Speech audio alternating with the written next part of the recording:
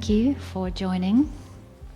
And as it's been done already, I'm just going to echo the thanks to the land, the beings whose body the land is, all of the ancestors, everyone who has cultivated the energy of this land over time, so that we can sit here and harvest the nectar of all the work that they've done. And giving thanks to each and every one of you for being here and your presence and your medicine and your interest and doing all these beautiful things in your life which bring you closer to blossoming your own medicine. Also welcoming in and acknowledging all of your own ancestors back to the timeless source. And of course the plant kingdom, which I have invoked to speak through me today, so that we can all receive the fruit of what I've been gifted to receive. I'm also really comfortable while I'm talking for you to ask questions and it to be conversational and you know, so that I can hone it to particularly what's the interest in the room. So essentially today I am going to tell you a story about an experience that happened to me via going through initiation in a South African tradition. So I worked for many years, as I shared a little bit on the panel, with some Sangomas, traditional healers from Africa, who are Zulu, a Zulu mother and daughter.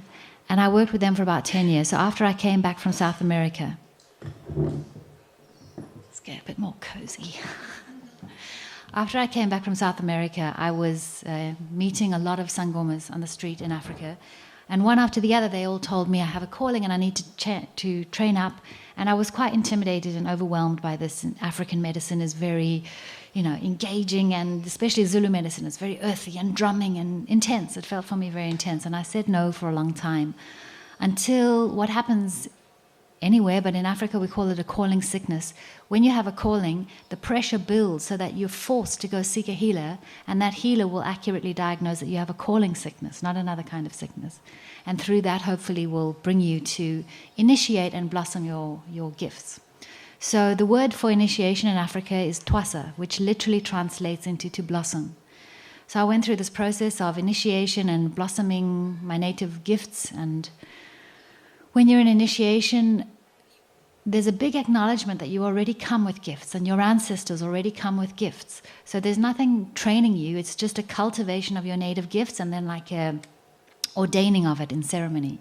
So that really blossoms our native capacities. And you come to find that you'll have varying gifts. Different people have different things. So in Africa, a lot of people we're all trained to be Sangoma, like you all do a BA. But then you can specialize, or you'll see that you're particularly good at maths or science or literature. So some people will train and see that they have a gift with water or types of wood, and Nyanga is a herbalist, naturally has a communication with plants and knows how to put formulae together and remedy the patient just by scanning them. Sangoma literally means medium. So you'll go into trance. Traditionally, an ancestor of yours will come and possess you and read the ancestral field of your client, or a guide or a gift. A gift just means a being that works with you that's not necessarily your blood ancestry, but they choose to work with you. Or you can be what's called mluzi, which is where you hear a voice in your right ear that guides you and tells you diagnoses of patients. Or you can be what's known as itlicha, which is what I came to find myself. The literal translation is a prophet, but for me it's just easier with our language and the stigma around the word prophet to just say seer. It's really that you get the same information that a Sangoma would get by going into trance just spontaneously. So I started to notice that I had these natural capacities, and my teacher did as well, and we started to hone the training towards cultivating this. And I was receiving teachings in my dreams. In fact, since South America, I was receiving teachings in my dreams about various plants and various techniques. And when I came into initiation, once I sealed that process, all the weird eclectic teachings that I'd got over the years through dreams or through plants or anywhere that it had come from, somebody saying a sentence that completed a thought, or stumbling upon interesting information on the internet that I was meant to stumble upon, all of these little seeds planted that seemed fascinating but eclectic, they started to file in order. They started to come and form a very beautiful, comprehensive, ordered body of knowledge that I now call the 5 pillars of medicine. And it was so subtle and so insidious. Like we were talking about earlier, how do you know whose voice it is? The plants speak to us in our own voice.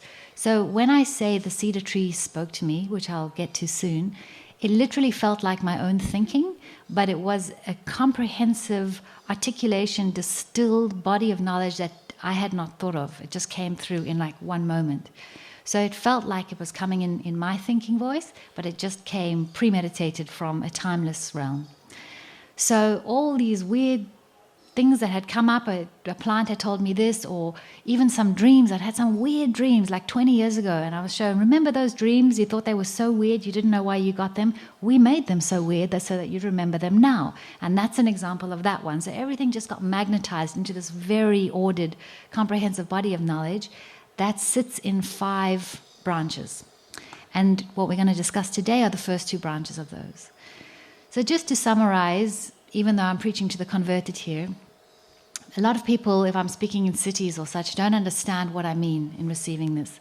So I just wrote this paragraph to explain that in ancient times, and many cultures still today, a primary form of gaining information was through dreams, plants, and other forms of invocation.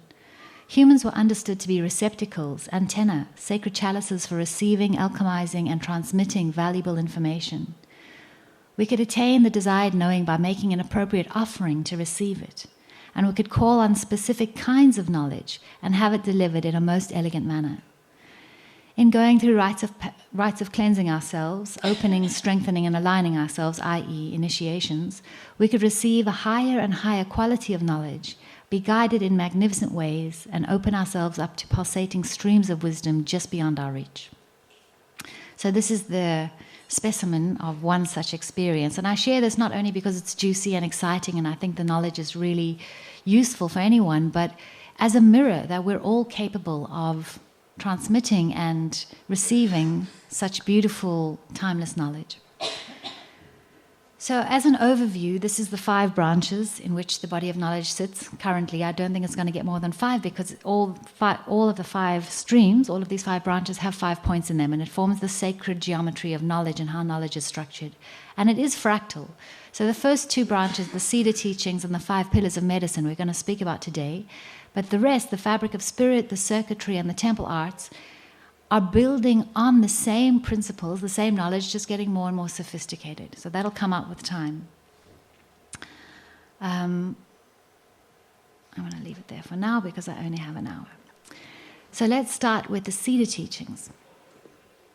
There were these beautiful cedar trees, and there still are these beautiful cedar trees in my mum's driveway.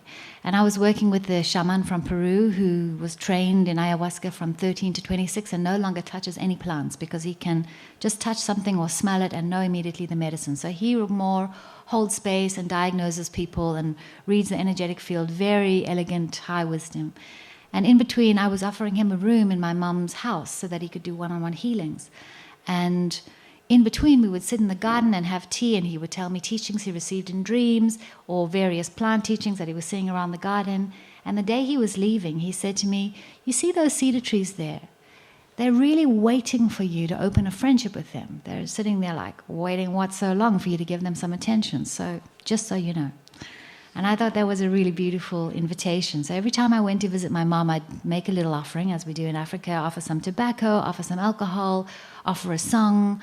And the one day I went to visit her and I gave them each a hug, hello. And as I walked in the house, I noticed that one had left a little slip of resin on my sleeve. And I was charmed, because it felt very intentional. So I took it off and I was really pleased, and because I know that the needles of the cedar tree are an ancient medicine. They're used as a very powerful smudge, can get anything out of anywhere, like exorcism level of smudge. And they're also used for carrying prayers up. So in Native America, people will hold them to their chest and make a very heartfelt prayer and then add them to the fire. And that crackling smoke takes the prayers up, and many different uses for the cedar tree, particularly the needles. But I'd never thought, what does a different part of the same plant do? So I took this little piece of resin and I got a hot coal and I fired it up and I went outside and I put the resin on it and I watched it bubble and crackle and smoke, and the smoke slowly wafted up to me. And when it hit me, I was just completely taken by surprise, because not only was it so ancient and grandmotherly and feminine and fragrant and delicious, but I could also feel it was very intentional and mischievous, like the plant had stalked me so that it would get my attention in this funky, fun little way. So there I was, my heart was just like burst open at the trickery and mischievousness of the plant kingdom and how it touches on our little unexpectedly. They like sneak up on us to gain our attention. And I'm smudging myself and I'm smudging the trees, just open like a child, gratitude and appreciation. And into that space, the plant spoke, or I received some thinking. And it said to me, the spirit of a plant lives in the sap. Power is in the leaves. Medicine is in the bark. Connection is in the roots. And love is in the fruit. And then it went on to give me some, I'll just pull up a slide that'll make that easily memorable for you. So the spirit, which eventually with aged wisdom and wounds on the plant becomes the resin, is in the sap. Medicine's in the bark. The strongest medicine of a plant is always just under the bark. Power is in the leaves. Connection is in the roots. And love is in the fruit. And then the plant went on to explain, I'm going to give you some really obvious entheogenic examples to make it very clear to you, but the same is true of all plants. And it said that therefore San Pedro and peyote is pure spirit. It's just the sap. And that's why in our whole San Pedro ceremony, the most common feedback I ever get is, oh, that's who I am. That's like the one main thing that people repeat over and over. And that's because it's a plant that's pure essence. Obviously, I add other plants, other power, leaves and roots to give it like connection, spirit, medicine. You can play around with that, and I'll get to that shortly. But it gave that example of all the sap is pure spirit. So peyote and San Pedro is pure spirit. Ayahuasca then would be power, spirit, medicine. It's the leaves and the bark and the sap. Power, spirit, medicine. Chat, coca, tea holds all the power. Iboga would be root bark, so connectivity, medicine. Mushrooms, mycelium, is pure connectivity. Like we've literally mimicked our internet on mycelium and not even half as advanced. And the example it gave me for love was marijuana in the fruit and the flowers. But the same is true of everything. So I started playing with this, toying with it, putting it in my diet. As clients would come, and as before I was shown they need to steam with this part, this part, this part of the plant, I would immediately know, oh, they need love-spirit connection. So the power of the lineage is fine, but the love has been broken through something. So I'd know how to design ceremony to reconnect the client there. So I was getting this very simple poetic meaning through these diagnoses, which before had just been plant parts, okay, you need to do this. That's what I'm getting from the reading. So now there was this poetry that was explaining and giving a whole deeper layer to it for me. So I started to play with it. All right, if I'm doing a long distance drive across the country, I'm going to try tea instead of coffee. Perfect. If you want to gain power, you take leaves and then more leaves and then more leaves and you build this power. Of course, it's going to peak at some point, but if you want to engender more and more momentum of power, use leaves. But if you want a burst of heart energy, then take coffee or chocolate and meet a friend like that. So I started to play with the plant kingdom in this way. Naturally, roots, anti-inflammatory, ginger, turmeric, moving down, need medicine. You'll see that bark that holds the medicine. We don't have a lot of bark in our food, but we have a lot. Most natural medicine is made out of bark because all the active alkaloids are there. So we'll have like cinnamon, which is all these antimicrobial, antibacterial, I don't like the word anti, like pro-immune qualities, but not that much bark in our food, but in our medicine hugely. So we get a lot of leaves in our food, fair amount of roots, flowers and fruits. So we get power, love mostly from food. Medicine is just all about dosage, which I'll talk about as we go through the pillars. So essentially that's true through the whole plant kingdom. I was doing a little dieta with mint. I thought, hey, if we can diet with one of these strong plants, surely we can diet with like parsley. So I gave that a shot, and if I cleaned my awareness and cleaned my body, it's as powerful. Subtlety is as powerful.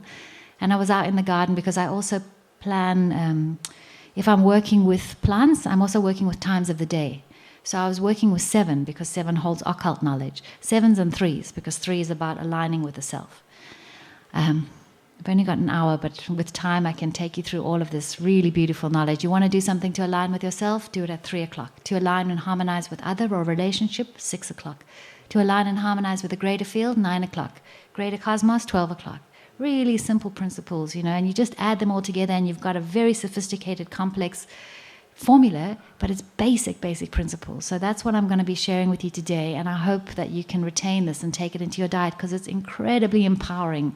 It's like starting to decode the switchboard of our being. So, with the mint, I went out in the morning, 7 in the morning, and it was just the sun was rising and starting to pull the evaporation off the tree. And the tree started showing me, you see, this is how the medicine becomes stronger under the bark. Because with the love and the warmth of the sun, every morning after the plant has been soaked in the dew overnight, it pulls the water to the side of the plant. And together with that, it pulls all the fragrant and medicinal properties. Now, the medicinal properties are more physical, so they get stuck under the tautness of the bark. But the fragrant properties are much more refined, so they'll come through into the resin. Just showing me these allocations of medicine, which is incredibly useful to know, because once you got that, you've got a cockpit to navigate your being, your diet. And why I say your being is because I'm just about to show you how it layers onto the human as well. Are there any questions at this point? That's the fundamental skeleton or spine of the Cedar Teachings. All good? So then I was shown with time, and it happens with all teachings that I receive. I get the template, and then they see that life sees, I've only got English to work with here, life sees that I'm working with it, honoring it, respecting it, and starts to build flesh on these bones. And then it gets a skin, and then it gets a body, and then it can dance. So I was shown that the same principles run through all levels of being. So as is true of the plant, the exact same principle is true of the human. So the spirit's in the sap, which is the blood. Power is in the leaves, which is everywhere where we move out, like leaves do, cell division, the tissues, our hair, our nails, and shamans of all tribes and cultures know they don't leave their hair or nails or even sometimes urine anywhere. Anything that comes out, like leaves, is where your power is. So they hide that or make talismans with it. Medicines in the bark, our skin. But the skin of every membrane, our GI tract, wherever there's a holding mechanism, that's where the immunity is, that's where the protection is, that's the bark. And connections in our roots, which is our bones, our structure, our support, our ancestry. And love is in our fruit, everything we give to the world, be it children, art, dance, work. So it's beautiful to work with this very simple map of our being, because you can just ask yourself, well, how nutritious is my fruit? What am I doing? What's my product? What am I giving it to the world, and how am I giving it to the world? Am I working 9 to 5 just to pay the bills, just to survive? Because that doesn't feel, I don't want to eat off that tree. It's a really good, beautiful way to map and constellate your being. And I'm really just starting to get into that and running therapeutic groups where we constellate with this basic knowledge and garden the tree of our being, so that the sap can distribute more evenly and each part of our being can be more fed. And this metaphorical imaginal realm is so powerful to work with in gardening ourselves that the psyche can't, the intellect can't get involved and interfere too much. So it's just, I just feel so honored, because it's at the level of a child, but it's super sophisticated, these teachings. The next is that it showed me the same is true on the level of the planet. So the sap holds the spirit. The spirit's in the sap, which is the blood of the planet, the waters. Power is in the leaves, on the macrocosm of the planet, that's the plant kingdom entire. Connections in the roots, which is the bones, the rocks, the minerals, the crystals, all the underworld kingdom. The ancestry, the ancient knowledge, underground, in the dark. Medicine is in the bark, in the skin, in the soil. This very thin layer, just like our GI tract in our skin is very thin. The bark is the thinnest part of the plant, but it's super strong because it's where the immunity is. Same is true of the soil. Very thin layer, and that's where all the protection and magic is. And love is in the fruit, which on the macrocosm of the planet is the animal kingdom as a whole. So we are that fruit of the planet. We are the gift that the planet gives.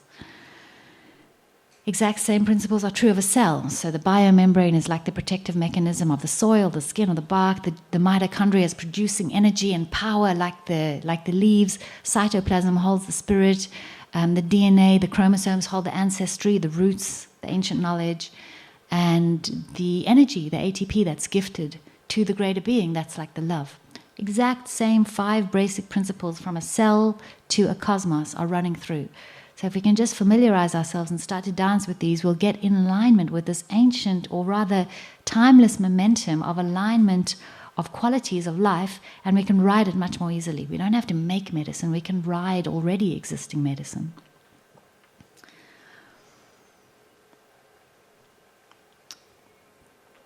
So in a nutshell, those are the Cedar Teachings. And I'll go on now to the 5 pillars of medicine, which is the next branch of knowledge that I received. And like I said at the beginning, it's all a fractal, so it all fits on perfectly to each other. So the 5 pillars of medicine. How am I going tempo-wise? Too fast, too slow?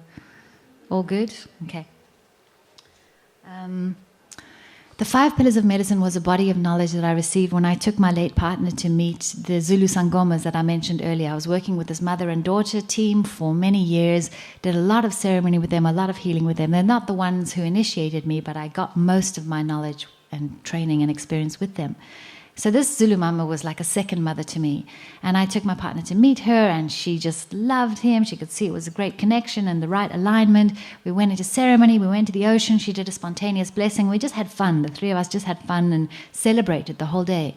So when we came home that night, my partner and I was lying in bed just drifting off to sleep, the energy was really refined and high and celebratory. So I was getting beautiful bits of insight and knowledge just coming through. I was being a bit lazy by not writing them down.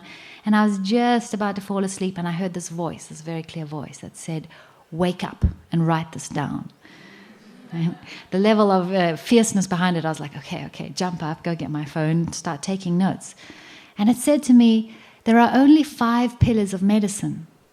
And all medicine across all time fits into these pillars. And this is what they are. And again, it gave me the template in a nutshell, and then with time started to flesh it out more and more. So these teachings I started to receive 6-7 years ago, so it just keeps unpacking and unfolding. But these are the basic principles, and if you ingest them and almost remember them, because it's all that we're made of, your life will start teaching you and confirming and assisting you to ride these already existing currents. And then we can drive this medicine with very little effort. It's a very elegant way to be. It's like knowing exactly which way the currents and winds are going, so you just have to tweak your sail. You don't have to keep paddling. The river is already going. So the first pillar of medicine, I was told, is where you can take something, be it time, space, plant, animal, or mineral, that represents where you are. You just take something that holds the exact signature of where you are. So it gave me the example of what we call in Africa a feichi. You guys call it pig face, I think. It's in the Scaletium family. And I hadn't yet seen this dry at the bottom left hand of the image. I hadn't seen that fruit. I had only seen that fruit. I hadn't seen the flower yet. Because in South Africa, that fruit is a delicacy. And it's really hard and dry, and you buy it in big bags on the side of the road, and you got to really bite it off and chomp it and squeeze a tiny bit of jelly out of it. And the struggle is part of the culture, It's like cute little difficult delicacy. So these leaves, I knew the leaves were the mother plant of this fruit. The leaves were jumping out at me from the dunes, from the side of the road, telling me they're medicine. So I was holding ceremony one day, everyone's fine, so I go down into the garden, I see this plant. I go and I sit with it, and I travel in my mind's eye down into the roots where my guide of the plant kingdom is waiting, and I'm like, yep, you've called? What would you like to share with me? What is your medicine? Thinking of this dry fruit. And it said, I'm a medicine for opening. I thought, that's really weird. Really counterintuitive, because you're all hard and dry and closed and contracted. And the plant said to me, exactly. So when you are hard and dry and closed and contracted, you take me and I hold that frequency for you so that the rest of your energy can redistribute itself through your system. You can free yourself up from that. Only after that did I see that the plant's flower is like this. I had no idea that it even had a flower like this. And I also heard that if you put a tiny drop of medicine of water on the fruit, it just softens immediately. So it often happens like that. I'll get a teaching, I'll have to trust it first, and then I'll get confirmation. So I could give you a billion examples, but I'll just choose a few here, and I'm sure if any of you resonate or have found the same, then you're welcome to share. For example, bitterness. If you're feeling bitter, you can drink aloe, you can take a bath in aloe, and it pulls the bitterness out of you. It holds that for you. So we've got these friends that help us to constellate and hold frequencies for us, so we're free to move off. It's just mirror medicine, echo medicine, resonance medicine. It's a resonance chamber. Many bodies of knowledge align with this principle, the doctrine of signatures. I think that term was coined by Rajan Sankaran, is one. So as it looks like, so it's good for. So carrots are good for the eyes. Tomatoes literally have 4 ventricles, just like the heart. I didn't know until, I still haven't had confirmation, but apparently mushrooms are good for listening. It makes sense because connectivity. Walnuts good for the brain. And there's a whole bunch of very immaculate mapping, papaya is good for the uterus, and broccoli and cauliflower that have those little alveoli, are they called? Just like the lungs. As it looks like, so it's good for. And obviously in a well way, it's the same, but usually if we're seeking medicine, we're going to take it for a contracted way, for a way that we don't want to be. For a way that, we'll take something that represents something that we'd like to loosen ourselves from. Another body of knowledge that is built on this is frequency therapy. So frequency therapy is the use of frequency to help support health or eliminate disease. It's based on the principle of resonance. Everything in the universe has a resonant frequency or a natural frequency. When an object is exposed to its resonant frequency, that object begins to vibrate. And if the frequency and intensity are correct, the object can then self-destruct. And this is the principle behind the crystal glass that shatters when a particular note is played or sung. It uses particular frequencies to stimulate healing or destroy certain bacterial pathogens that threaten health. And they're using this nowadays in viruses, they're using it in certain kinds of leukemia and cancer. They'll transmit into your body through laser or through sound a particular frequency, and that will interfere with and interrupt a pathogenic frequency in you, because it can't coexist with something that's doing the same thing as it. So another major body of knowledge that's using this same principle is homeopathy. Homo means same, pathy means to suffer with. And I think Heidi was speaking about it earlier, how Samuel Hahnemann, the founder of homeopathy, was taking the cinchona bark, even though he didn't have malaria, to see what effect it produced. So he made this tea with the bark, he drank it, and he started to produce the symptoms of malaria. He started to shake and have visions and be virusy and hot and cold and headaches. And he realized that in taking the imprint of this plant, it called forth in his being the same frequency of reaction that cancelled out the virus. And that's the basic principle of how homeopathy was found. Like meets like. His foundational saying for it is similia similibus cura. Similar cures similar, or like heals like. So this is classic first pillar of medicine in a nutshell. And just check how much time we have. I'm going to skip that one to be mindful of time. And so it plugs into or maps onto the root of the Cedar teaching. Where are you rooted? Calling a spade, just accepting what is. This is the ground, this is the soil, you're anchored here. So in a therapeutic context, just receiving things as they are. For example, I will go back to the slide actually, because I want to make a continuum of how these kind of medicines can be used, not only medicinally, but also therapeutically, also socially, also architecturally and archetypally. In any which way, these same principles and these same phases of growth are echoed in everything, be it in a seed growing, being in a zygote becoming a human, being in a business going from an idea all the way to an operating system, being it an architecture, a house or a city. These are the 5 principles through which life grows. So if we can start to navigate them, we can start to order ourselves and swim on that current and give each one its time, and then the foundations of being build itself on it. So with the time I have, I'll go through each of those layers as much as possible. A therapeutic example is I was running a course in a rehab. We were using recovery coaching to see if it was compatible with or more empowering than the 12 steps. And the one morning we were having a check-in, and it was very heavy energy. Everyone was down and really contracted and heavy and going around. You can feel a real shadow in the space. And we got to one guy, and the facilitator was like, well, how are you going? And he was just completely unapologetically, I actually just want to take my life. That's how I'm going, and that's what's happening. And there was this kind of uncomfortable feeling in the room. And David, my co-facilitator, was like, great, okay, I get it. I mean, that's the most compassionate thing you could possibly do for yourself right now. So how can I help? You know, you're thinking pills, or you're going to jump, and I can drive you there. Air was sucked out of the room, or what? And this guy was like shocked, and I actually watched his energy viscerally change, because I think it was probably the first time he'd been met with a yes.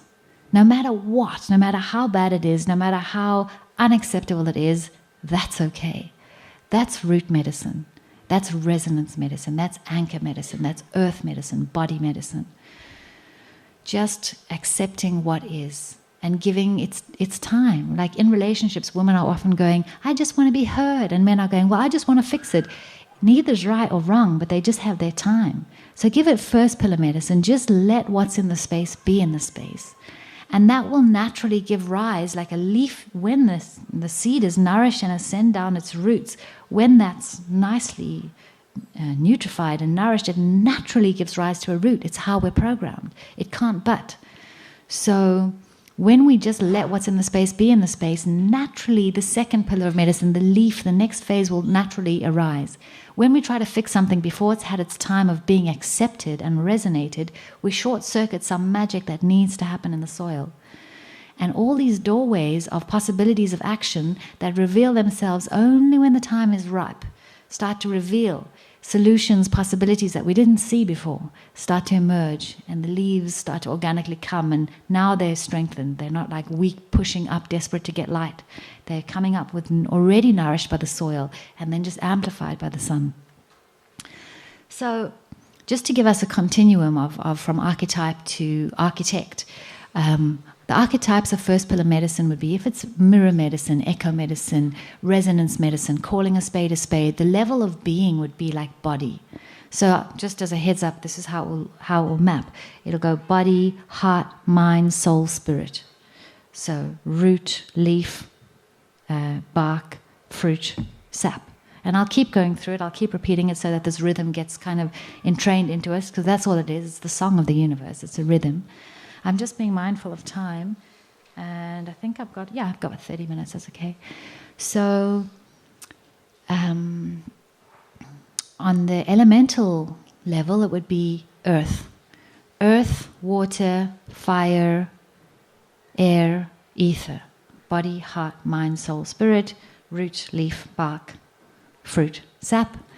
And you'll see how the pillars of medicine fit into this as well. So on the archetypal level, because it's resonance medicine, it'll be anything that resonates with us. Friends, people who just accept us as we are, birds of a feather who flock together, a good therapist who's a good listener, a good coach, anywhere where the mirror and acceptance of your being is just allowed to be. That's first pillar medicine. It would emanate with the roots of the plant, and in the body of our being would be like the skeleton, the bones of our being. If we're looking at it in an architectural sense, it would be anywhere that we go in order to ground. And I mean the architecture of society. So home, if we feel accepted and loved and nourished at home, or restaurants, or coffee shops, or anywhere we go to resonate. That would be anywhere, anything we take, do, attempt that is just about resonating and mirroring and meeting ourselves where we are. That's first pillar medicine. So when that's beautifully and nicely satiated, it'll naturally give rise to the next level in a healthy way. So each of these can be healthy or not healthy. If it's satiated well, it'll naturally give rise to the leaf coming out of the soil. If it's not healthy, it'll devolve. In the same way it can evolve, it can devolve. It'll devolve into wanting too much self-reflection, too much mirroring, too much self-indulgence, self-containment to a fault, all the way down to narcissism. So these are the principles. It's not necessarily that they're operating healthily all the time, but if we have our finger and our pulse on these principles, we can see where we're stuck and where the blockage is and how to navigate into the next natural unfolding. Clear? Questions? Good to move to second pillar? Yeah?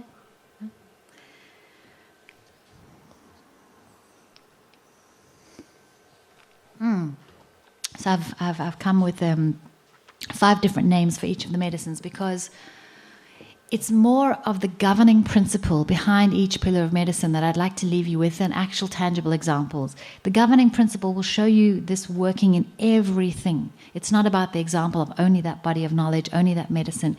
It's the governing principle across everything. So first pillar medicine would be known as resonance medicine, harmonic medicine, like cures like medicine, mirror medicine, and of course is the root medicine. So the second pillar medicine then resonates with the leaf of the plant. And here I was told that you can take something, be it plant, animal, mineral, time or space, that resonates with where you want to go. So first pillar medicine is taking something about where you are. Second pillar medicine is taking something about where you want. So it sets up an entrainment in your being. It sets up a point A and point B. It gives your being a direction. Oh, I need to move there. So you give yourself something to potentiate towards. So we expand beyond our comfort zone and we pierce with courage through the soil into the leaf of our being.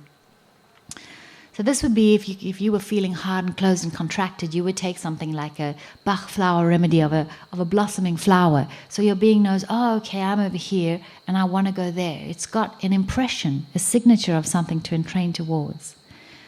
One of the bodies of knowledge that works with this would be Ayurveda. So, for example, if you're very rajasic and heavy and eat heavy food and move slowly, better that you eat light food, do sattvic practices, meditate, eat less, raise the energy, because in that middle meeting place between where you are and where you're going, that's where lies the balance and the medicine. If you're very vata and flighty and airy and find it difficult to breathe, eat cooked food. Walk barefoot, garden, move towards earth, because in that meeting in the middle, that's where you'll find your medicine. So Ayurveda, allopathy, works on the same principle, but I feel that it's an incomplete system. So for example, if you have a hormonal deficiency, they'll just give you the hormones that you need, instead of cultivate the health of the organ that should naturally be producing those hormones. So it's based on that principle, but it's not a holistic way of treatment. So it's anywhere where we are expanding beyond our comfort zone, gaining new knowledge, moving with courage, feeling, now there was confinement and holding in the roots. Now we're moving freely through the air to find where can we find sunlight, nourishment, power, how we get power. The leaves are where the power is. So any practice where we're gaining knowledge, where we're gaining something that we didn't know before, that's a second pillar practice. So in the architecture of society, if first pillar would be homes, coffee shops, residence places, second pillar would be anywhere we move beyond our comfort zone and go somewhere where we haven't been before. So that would be schools, colleges, universities. The archetypes would be teachers, mentors, gurus. So first pillar medicine would be healers or anyone who meets you where you're at. Second, who pulls you forward from where you've been. So like I was saying at the beginning, on the macrocosm of the planet, the leaf that holds the power, that's the plant kingdom as a whole. And many indigenous people know this, and that's where they get their knowledge, from the leaves. So this Shipibo Curandero is saying the way the plants teach us. In the same way that you learn at university, that's how it is for us. The leaves literally hold the knowledge. And they give us power. Knowledge is power. So as we expand and go beyond our field, then I've come to call this expansion medicine or entrainment medicine or potentiality medicine. It entrains us and pulls us into a higher state. So I like this image because it's like the imprint of ourselves, or even if you... I've changed the image. There was an image of a man sitting with there was a tree. It wasn't a man, it was just a seed and the subtle imprint of the oak tree beyond it.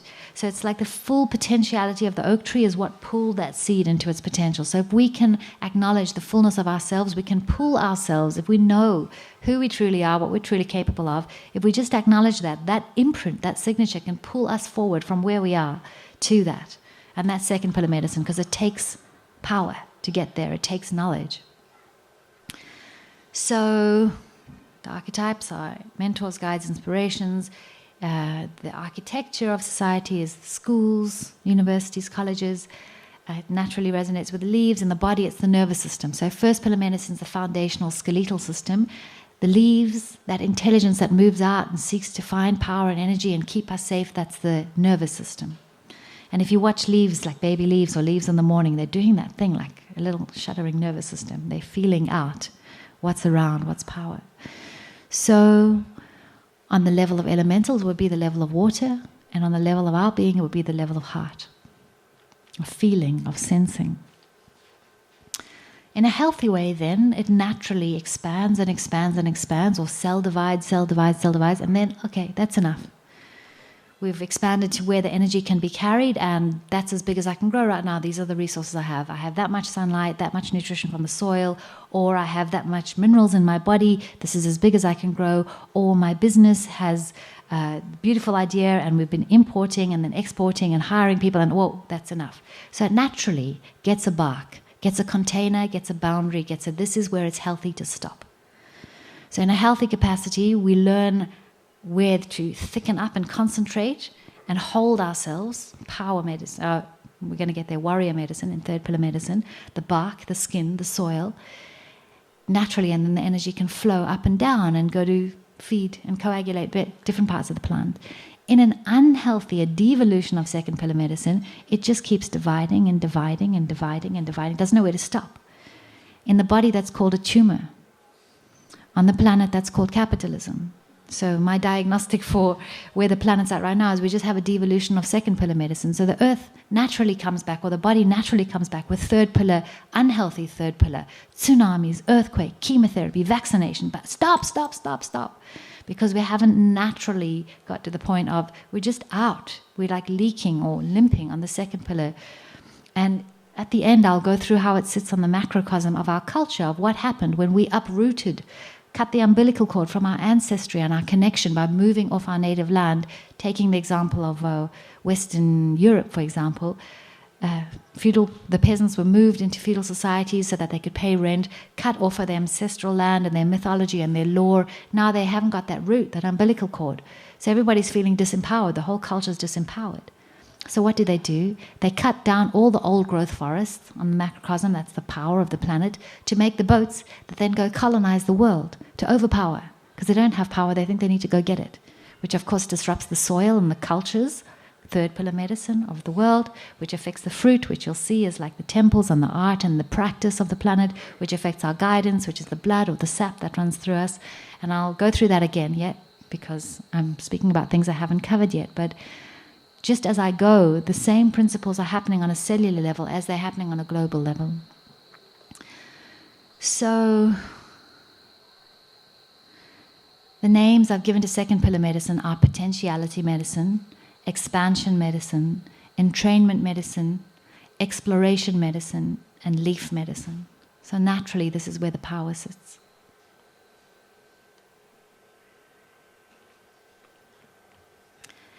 Can I jump onto third? Questions, queries, all clear? So, third pillar medicine, the bark, this is where the medicine lives. All the strongest alkaloids are just under or contained in the bark. That's why when you go to a muti market, which we say in Africa is the word for medicine, anywhere in the world you see a lot more, we'll see leaves and roots, but you see a lot more bark than you'll see in a supermarket. The bark holds the medicine. So this is the protective realm. This is just some pictures of some medicine shops in Africa. Mostly bark. And a good example of a third pillar medicine, So third pillar medicine is where I was told that you can take something, be it plant, animal, mineral, time or space, that represents where you don't want to be. So first pillar medicine is where you take something that represents what you want. As you are, just as you are, exactly like that. Second pillar medicine is what you want. Third pillar medicine is what you don't want. So this is like poison medicine, venom medicine, containment medicine, holding medicine, boundary medicine. Dosage is very important in this realm. Intelligence, the level of fire and of mind. Knowing how to skillfully do this. You can't just be willy-nilly with this kind of medicine because too much of it becomes toxic and venomous. The right amount is incredibly inoculating. So a good example of this is Kambo, obviously. The Philomedusa bicolor, giant tree monkey frog, I think it's called, in the Amazon. And it's got such a powerful venom, this frog, that it's very relaxed. It's got a very symbiotic relationship with the tribes around because it's not worried. Nothing eats it. It's not on the defensive, So at a particular time of year, the tribes will sing these frogs down from the trees. They'll hop down and they'll catch them, tie them up by the hands and legs, and tap them with a little stick to annoy them. So in annoyance, this frog excretes this venom and they scoop it up and they put it on these pieces of wood and they use that as an inoculation. So they'll burn little holes on the skin. I'm sure many of you, most if not all of us have done it, and put this venom on. And what happens is the minute it goes on through your skin into your bloodstream, you know that there's a venom in your system. Your heart is pumping. You're practically hearing Mayday, Mayday. You know, where's the auto-eject? What's happening is that it's gone into the lymphatic system, or rather your immune system is noticing there's a toxin here. It's scanning every organ, the whole of your body, finding all the toxins, chucking them into the lymphatic system. That's then putting that and decanting it into the bile, into the gallbladder, and that decants into the stomach, and then we purge that. So in taking a toxin, we actually purify ourselves. That's third pillar medicine. Inoculation medicine, genuine inoculation medicine. They would take it before a hunt to be clear in their mind, to be clear in their eyesight, to be agile, and to be clear in their prayer, in asking the animals for permission to hunt. So I'm sure there's many people who've healed from taking this particular kind of medicine. Dosage is important, knowing if the body's strong enough to deal with this, if it's dealing with an illness, is important. It's discomfort medicine, it's disturbing medicine, it's challenging medicine, third pillar medicine. So it's anywhere where, for example, taking the antivenom as an antidote to taking the venom as an antidote or an antivenom to the venom that you were bitten with. In the desert, in the Sahara, there's a very lethal scorpion that lives there. So every time a child is born, they'll go and find one of these scorpions, catch it, put it on a pan in the fire, dry it out, make it into powder, and then give the baby that powder. So that they've now got the inoculation imprint, so they don't attract that to themselves. There's even a doctor in Afghanistan called the venom doctor, because he injects people with venom of a particular scorpion, and he heals specific kinds of cancers and vitiligo, a skin disease, and epilepsy, and he's having amazing success. So it's using the venom as an inoculation. Anywhere where it's uncomfortable. We were speaking outside when that beautiful woman was holding the herbal talk outside by the trees about nettles. So nettle therapy is the original kind of acupuncture. It was called eutrophication. And you would slap a part of your body that was unwell or numb or having some kind of neural inhibition, and the little needles would prick it, and the neurotransmitters from the plant would go into the skin and bring back the blood and start to heal that area. Very uncomfortable, pretty painful, big medicine. Anywhere where there's like a knife or a sword or a little thorn that's uncomfortable but potentizing, inoculates you. That's third pillar medicine. Once again, in the West, we have this in the principle of chemotherapy or vaccination, but again, it's not complete because you're not eliminating all of those toxins that are serving to inoculate you. Way too much mercury, and it's a whole other conversation. But it's the same principle, even though it's an incomplete system. Something called hormesis is a stress mechanism in the being that, by stressing our being, makes us stronger. So there's a false enzyme in green leafy plants that acts as an anti-nutrient. So when we eat a lot of green leafy plants, it's the plant's way of protecting itself from being eaten out of existence. It starts to exert, after a certain period of time, a stress on the body of the creature that's eating it. And then the creature, if it eats too much, will recognize, whoa, I'm not getting the energy I'm going to move on and go graze at that patch. So what it does is it stops that natural nutrifying cell division, and that's what chemotherapy does. It inspires apoptosis, it inspires cell suicide. So it's like the healthy stop. So hormesis is anywhere where a stress is put on our being that forces us to strengthen in response to that stress. So going to the gym is a hormetic, I suppose you'd say, experience where you put a lot of strain on your muscles, and in response your muscles get stronger. So hormesis as a theory, and that's happening on a mitochondrial level as well, as a concept, is pretty much a third pillar medicine mechanism. Taking stress to gain strength. Once again, the dosage is very important. So anywhere where we move towards where we don't want to go, we engage practices that we don't want to look at, death or fear, or anywhere where we face our fears and just put ourselves in a healthy dosage where we don't want to be, that's a third pillar medicine practice. So in the architecture of society, that would be things like the immune system of our culture, the bark of our culture. So that would be the military, the defense, anywhere where we're containing, protecting, inoculating, defending. Law and order and rules is also like the boundaries, So in the architecture of society would be things like hospitals, military, psychiatric wards, all the things that are on the edge of society that we don't see readily day to day. This is where, the boundary. We don't want to go beyond that. So, in the body it would be the immune system. So skeletal system, nervous system, immune system. In the levels of our being would be fire, the intelligence of mind, not only the fire of the sun and seeing, but the fire of the pineal and deep seeing. And it's the level of mind, as I say. So the archetypes then would be anything that's really uncomfortable that gives you strength. So first pillar medicine would be resonance, friends, birds of a feather. Second pillar medicine would be teachers, mentors, gurus, pulling us beyond where we were. Third pillar medicine would then be the person who initiates you, who trains you, the shaman, the hayoka, the trickster, the warrior, anyone who's got like a really uncomfortable little prick or sword, but it actually strengthens you, and it's really a level of equanimity. The shaman, or when you're in initiation, your teacher doesn't care. They don't mean to be rude, but they don't care how you feel about it. They just know they need to help you leap to that next level, which is a much more subtle vibrational level, because beyond the bark is no longer physical. Beyond the skin is no longer physical. Beyond the soil is no longer physical. We're activating the energetic body then when we move into the fourth pillar of medicine, where the fruit and the flower of our being really starts to blossom. So the names I've given to third pillar medicine, and I'm sorry I'm going really fast because I've only got 10 minutes, is inoculation medicine, protection medicine, containment medicine, immunity medicine, and of course it's the bark medicine. Can I jump to fourth? All clear? Fourth pillar medicine is where the fruit and the flower of our being live. This is how we call the world towards us. This is our offerings, our deliciousness, our fragrance, our nutrients, our nourishment, how we enchant and seduce and flirt the world to us. So that'll be everything from, just like anything else, the lowest octave of marketing and what font you use to the highest octave of mantra. So we're working with the energy field around us now. It's that more refined, ethereal field. If a plant is not well, not healthy, not with the immune system in functioning and the nervous system going well, it's not going to produce seeds and flowers and fruit. It needs that to be in place before it can produce it.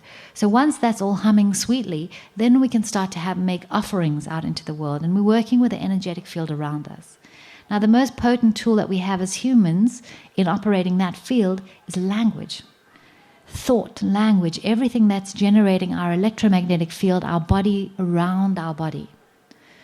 So the highest use of language, for example, would be mantra, prayer, focused communication.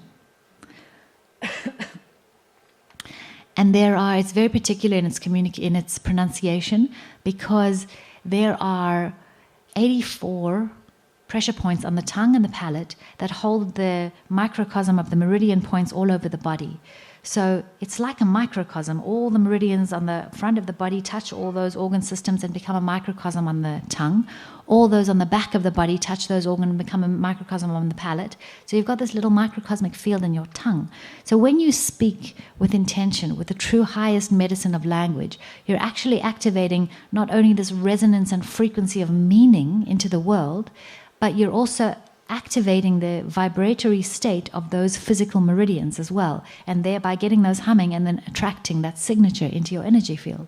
It's like everything we saw in the movie The Secret, how you call the world towards you. So, does anyone know what the word abracadabra means? Yes, it's from the Aramaic abracadabra, which means I will create as I speak. Long understood that as we speak, we create spells. We speak something into being. And I've played with this a lot, and I've wanted to do something without the means or money to do it. And I just say, yeah, I'm going to South America at the end of next year. Lo and behold, I'm in South America at the end of next year. It's technology, intention with language. So I've already basically said this about the reflex point in the mouth, and I won't read it all out just because I'm conscious of time. But what it's saying is that certain mantras, it's like being aware of that meridian concentration in your mouth. saying a mantra is like dialing on a dial code and putting that particular hormonal or organ state into vibratory state, which lands up attracting that particular healing in your body and therefore your life. You're welcome to take a picture. I'm not going to read it all out. I'm just going to zoom through. So it's all about the frequency and physiology of language. It's all about learning ways of collaborating with the world. So we're now working in the unseen.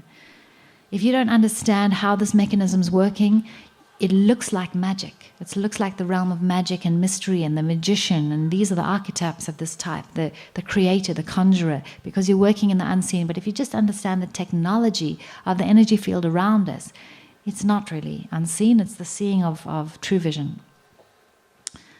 So it's got to do with the entire field around us. It's not just mantra and sound, it's also yantra. It's also using signs and symbols. So meditating on something like the Sri Yantra is imbibing that perfection and symmetry into yourself.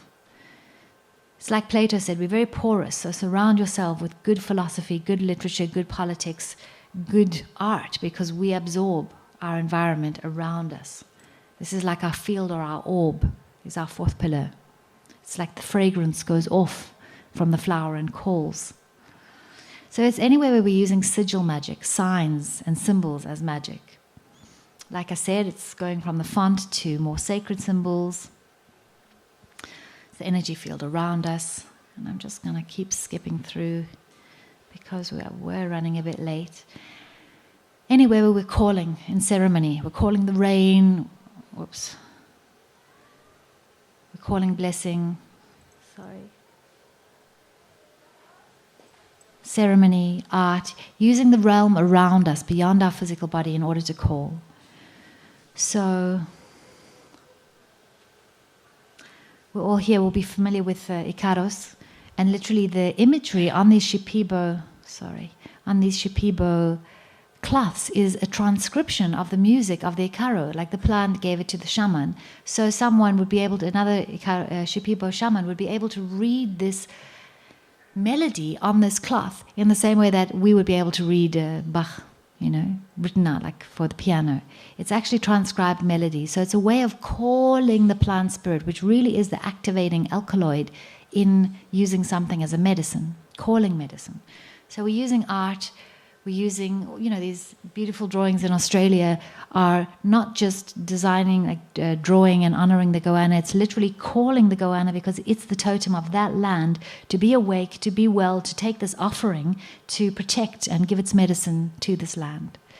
So naturally it would be the realm around the soil of our being as well, which is our immediate electromagnetic field, which is our solar system and the astrology around us, and using the alignment of this rhythm and this greater song to do certain rituals and ceremony in alignment with these rhythms opens beautiful portals and gets that activating. Just like when certain meridians are open, or for a woman it's a certain time of the month, or for a man, as I understand, a certain time of the year, more of the solar cycle, and we align our action with that right energy that's already flowing there, we can activate great fruit. We can give great fruit and call towards us really great things.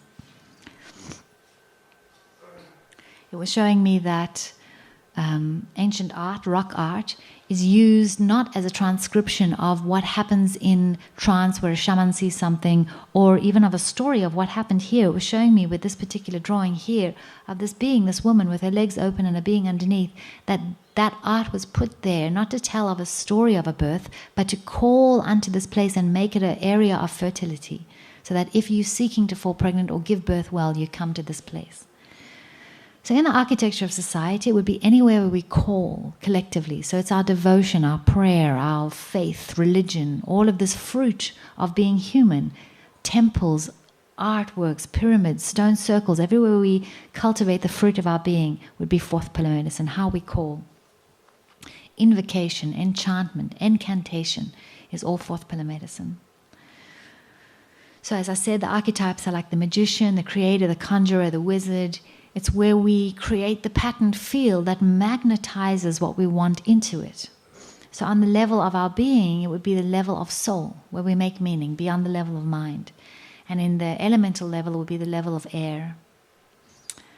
So in the body, it would be our respiratory system, using the air, song, calling. and the flowering of a plant is the oxygenation process of the plant. The what? Yeah, opening the channels, clearing the channels. So, enchantment medicine, attraction medicine, invocation medicine, magnetism medicine, and naturally this is where the fruit and the flowers sit.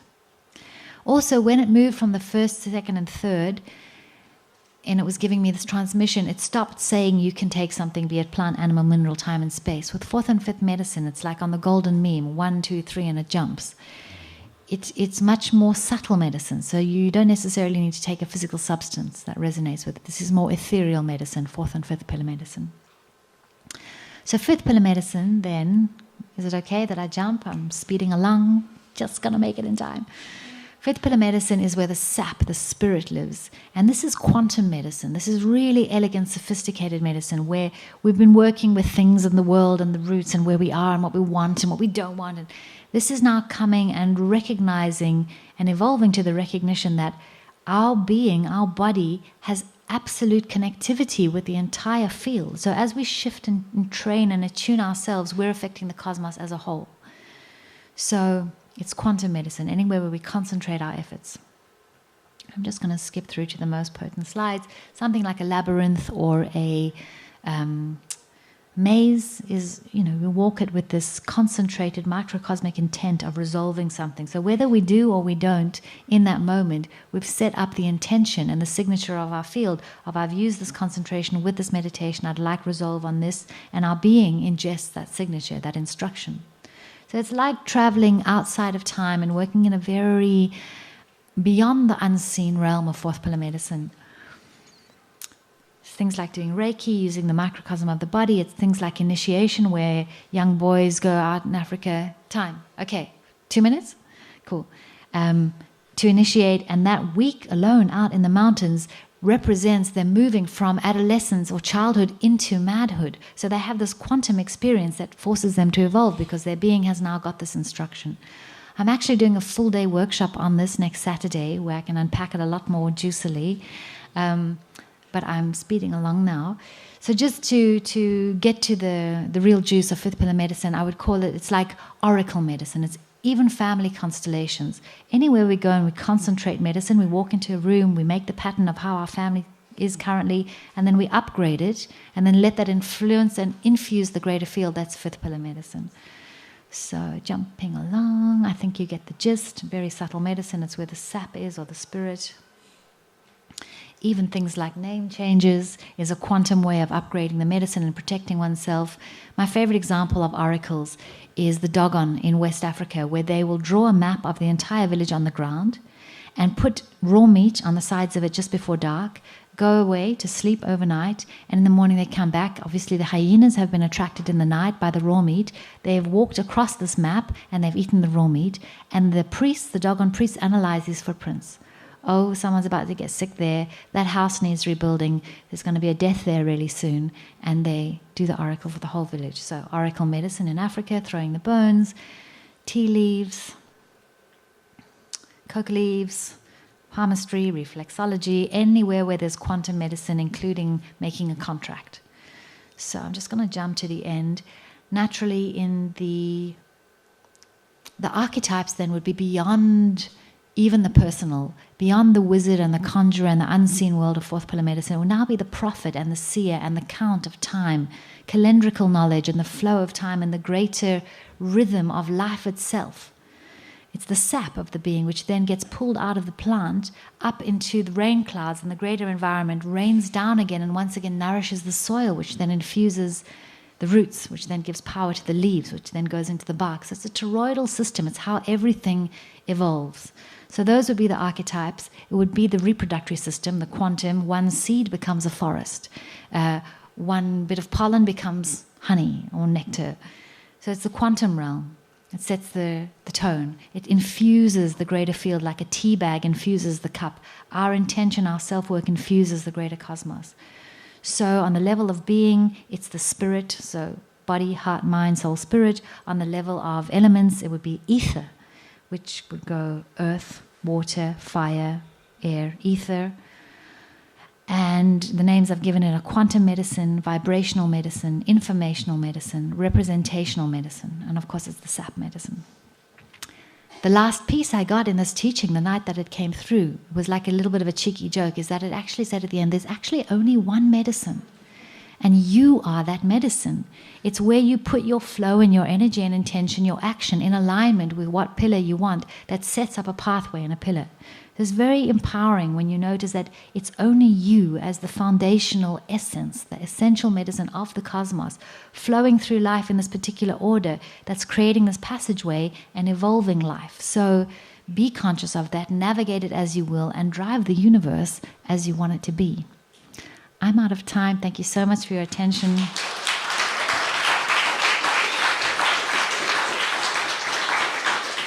I'm going to leave this up there if anyone wants to do further work with me. Like I say, next Saturday, you can go to the 5 Pillars of Medicine page on Facebook. It'll have all the events. Next Saturday, really easy day, late morning to early evening. We go through this in a lot more detail. The following night, I'm starting an online course where just 2 hours a week we meet online and we sit in that medicine for a full week. So we meet online, first pillar medicine, you get your homework, you sit and you learn from life. So it goes for 5 weeks. There's my contacts, there's the Facebook page, and I hand over now to the beautiful Monica. Thank you.